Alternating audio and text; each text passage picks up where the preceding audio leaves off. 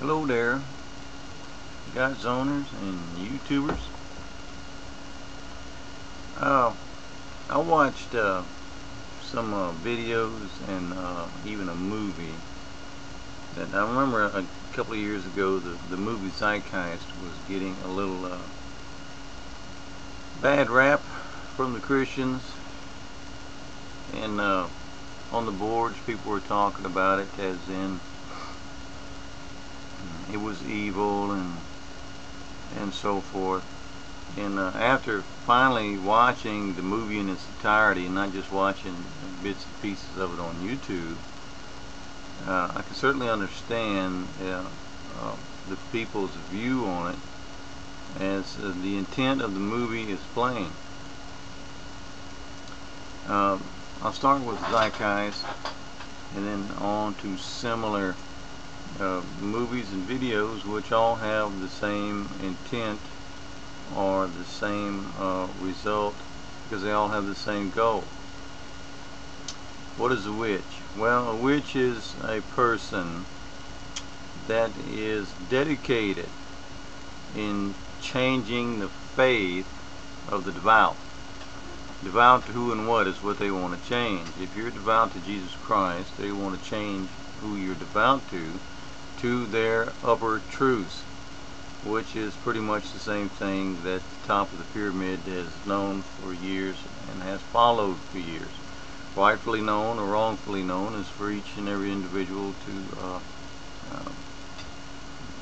choose for themselves. Witches have the same techniques, and you can spot them if you look. In the Zeitgeist movie, you can spot the witch action or the actions of these witches through channels. Music is a channel. Humor is a channel.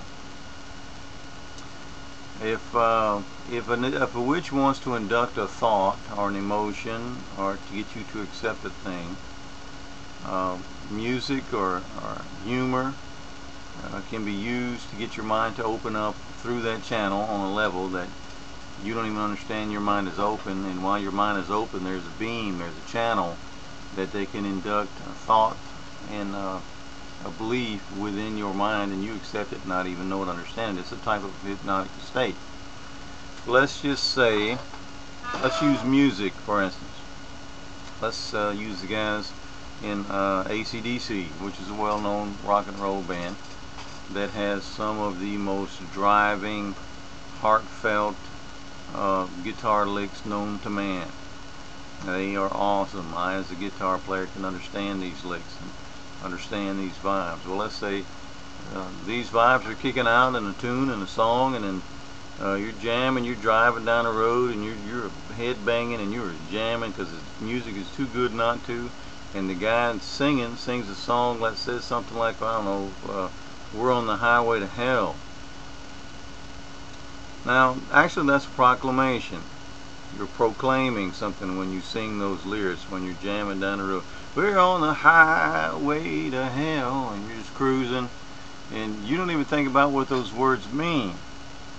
And you sing it repeatedly over and over during the course of really your life. Every time them songs comes on the radio, you jam into them. You're accepting what the guy is saying as a proclamation, and you think you're just jamming to a song. Now, I just used that particular song as an evidence, but the truth is it's in countless of thousands of songs that induct thought and the process of belief through your mind, through the tune or the channel of a tune. It's got to do with the modes of music, and it's got to do with a lot of other things that make music work the way it does. Now, let's look at the movie Zeitgeist.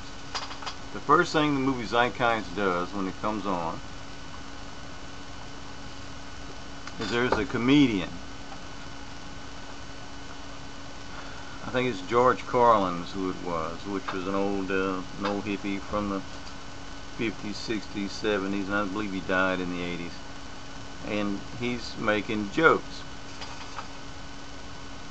And it's funny how he talks, his mannerisms, what he says is funny. So when he says something funny, your mind is open up to what he is saying, because the funny, the humor is enjoyable. It pleases the senses of the flesh. So it opens your mind, and whatever he's saying now becomes open gain to thought. If you look at most every of the morning talk shows of the three big networks, CBS, NBC, ABC, when they come on in the morning, one of the first things they all do is show little 5 and 10-second excerpts from the late night comedy shows that came on the night before, and they're always politically charged, and it's always making fun of a certain political party or hailing another political party using humor. Now the late night talk shows are a very powerful tool in the way this country votes, because most of your younger people are up in the late night hours watching TV, and it's more of a promodium than it is anything. That first 5-minute monologue that they do at the beginning of the show. So we see that at 12:30 at night, but to catch the ones that we didn't catch at 12 or 12:30 at night, on the morning shows, they run it first thing to catch the guys going off to go to work in the daytime. Why? Because what you're witnessing is witchcraft. You constantly pick on, joke about, laugh about your political leaders to get your mind to open up for who they want you to vote for in the next term. That's how witchcraft works.